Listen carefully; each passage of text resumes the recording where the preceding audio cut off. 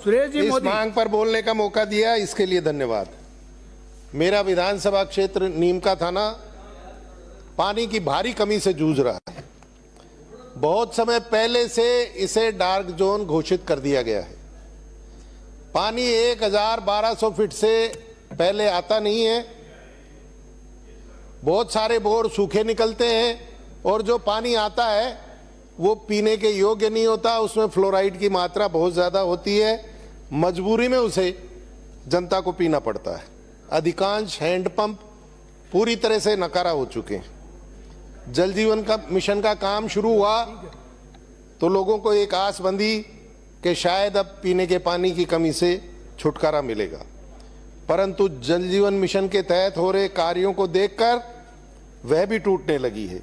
एक भी पंचायत मंत्री महोदय ऐसी नहीं है जिसमें जल जीवन मिशन का काम पूरा हो गया हो। कहीं पाइपलाइन टूट गई, डल गई है, कहीं टंकी बन गई है, कहीं पे बोर खुद गया है, लेकिन पूरा काम किसी भी पंचायत में नहीं हुआ है। एक काम सब पंचायतों में जरूर हो गया कि जो सड़कें बनी हुई थी, जो ब्लॉक लगे हुए थे, वो जरूर जल जीवन मिशन की काम करने वाली एजेंसी ने उनको तोड़ दिया और उनको वापस मरम्मत नहीं किया।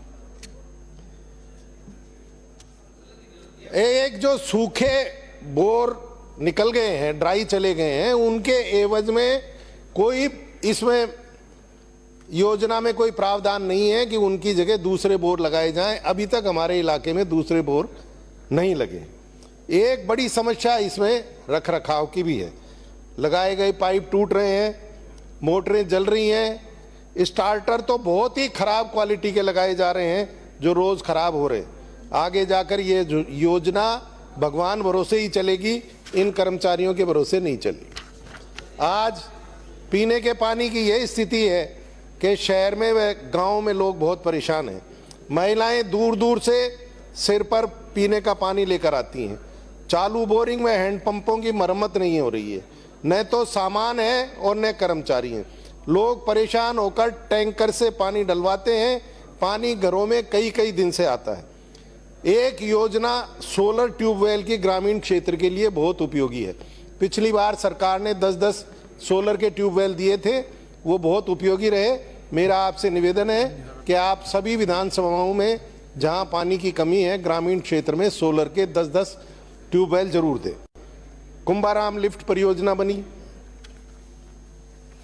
जिसका नाम बदलकर और सीकर नीम का थाना व झुंझुनू जिले के शेष रहे गांव व कस्बों को सतही पेयजल उपलब्ध कराने हेतु इंदिरा गांधी नहर आधारित प्रस्तावित वृहद पेयजल योजना किया गया। इस योजना के तहत 6 विधानसभा क्षेत्रों के 1161 गांव कस्बों ढाणियों और 18 कस्बों को पानी देने की योजना बनी। RD 103 से ये पानी लाकर सीकर और झुंझुनू में देना था। ऐसी महत्वपूर्ण समस्या का इस बजट में कहीं जिक्र भी नहीं किया गया।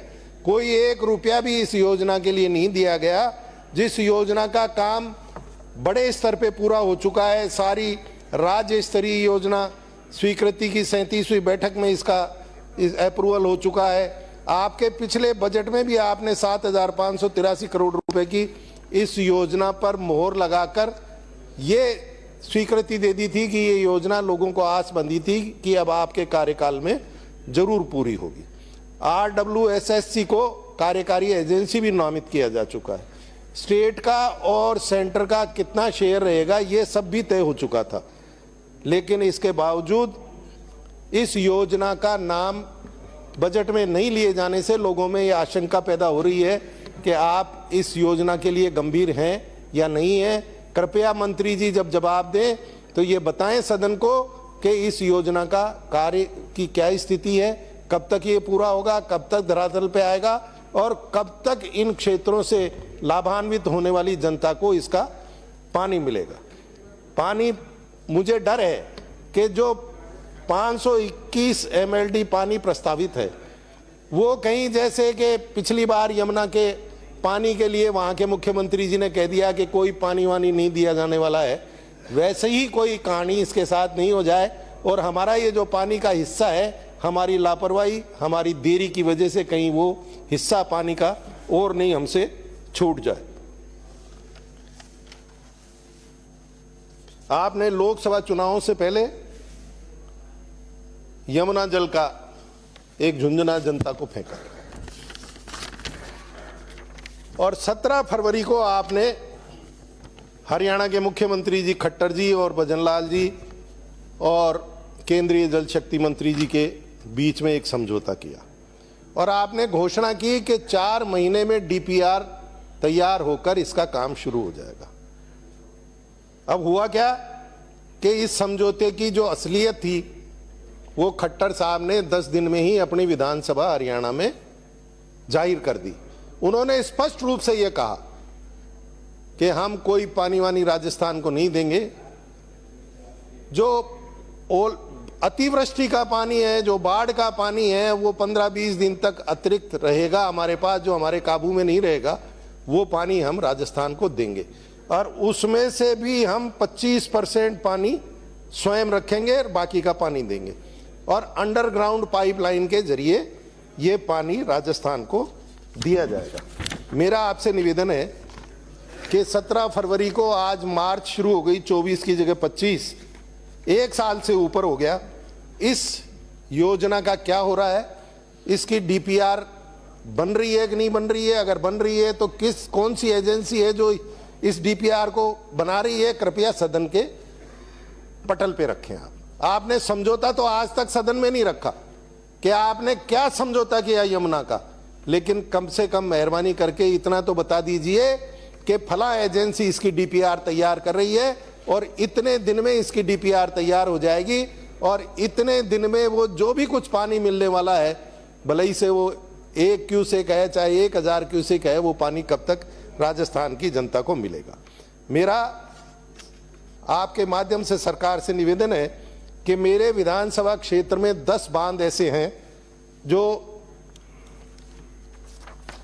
आज तक नीमका थाना की जनता को पानी पिलाने का काम करते आए। बने हुए बांध हैं।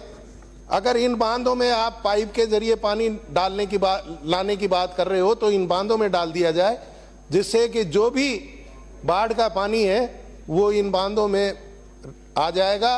तो इससे हमारे यहाँ का जल स्तर बढ़ेगा और सिंचाई के लिए भी अगर उपलब्धता होगी, जितना पानी आएगा तो वो उसके भी काम में लिया जा सकेगा। मैं मंत्री जी आपको इन बांधों के नाम रिकॉर्ड में देना चाहता हूं। रायपुर पाटन बांध, पीथमपुरी का सर, बिहार बांध, माकड़ी बांध, रेला बांध, भूदोली बांध, झालाना बांध, गांवड़ी बांध, जीलो बांध। इन बांधों में आप यमुना का पानी लाते हैं तो इनमें पाइप के जरिए डलवाइए, जिससे आपका खर्चा भी कम लगेगा और लोगों को, जनता को सुविधा भी मिलेगी। अध्यक्ष महोदय, सभापति जी, आज दुनिया चांद पर जा रही है और हम अपने लोगों को पीने का स्वच्छ पानी उनके घरों पर नहीं दे सकते। महिलाएं दूर दूर से सिर पर ढोकर पानी लाती हैं। इससे बड़ा दुर्भाग्य नहीं हो सकता। मेरे बगल में मेरे विधानसभा क्षेत्र से लगता हुआ गांव है हरियाणा का बेटंडी। वहां तक खुली नहर के जरिए पानी आ रहा है। अगर संभव हो तो उस खुली नहर को थोड़ा सा 5-4 किलोमीटर आगे और बढ़वा दो तो पानी मेरे विधानसभा क्षेत्र में पहुंच जाए। कम खर्चे में ये काम हो सकता है। नरेगा की लेबर को भी आप इस काम में लगा सकते हो। हम लोग भी मशीनें देने में सहयोग कर सकते हैं, दानदाताओं का सहयोग ले सकते हैं। तो अगर ये संभव हो तो इस पे आप काम करें। इस बजट में आपने दोनों ये जो योजनाएं हैं, कुंभाराम लिफ्ट योजना और यमुना जल, इन दोनों का नाम भी, जिक्र भी आपने बजट में नहीं किया है। क्यों नहीं किया है? कोई प्रावधान क्यों नहीं किया है? इससे इन दोनों योजनाओं के भविष्य पे संशय नजर आ रहा है। आप नीमका थाना को कोई बजट नहीं दे रहे, आपने उसे जिला निरस्त कर दिया। कृपया पीने का पानी तो जनता को उपलब्ध कराएं। आप कहते हैं डबल इंजन की सरकार है। प्लीज बात समाप्त। मेरे क्षेत्र में पीने का पानी कब तक आएगा, ये सदन के पटल पे स्पष्ट करें। आप राइजिंग राजस्थान जैसे आयोजन कर रहे हैं, लोगों को रोजगार देने की बात कर रहे हैं। आप किसान को नहर का पानी दे दें, आपको रोजगार की समस्या अपने आप खत्म हो जाएगी। किसानी को फायदे का सौदा कर दें। बहुत सी समस्याओं से हमें छुटकारा मिल जाएगा। मेरा निवेदन है मंत्री जी, आप इन दोनों योजनाओं के बारे में जवाब में अपने जरूर स्पष्ट करें। धन्यवाद।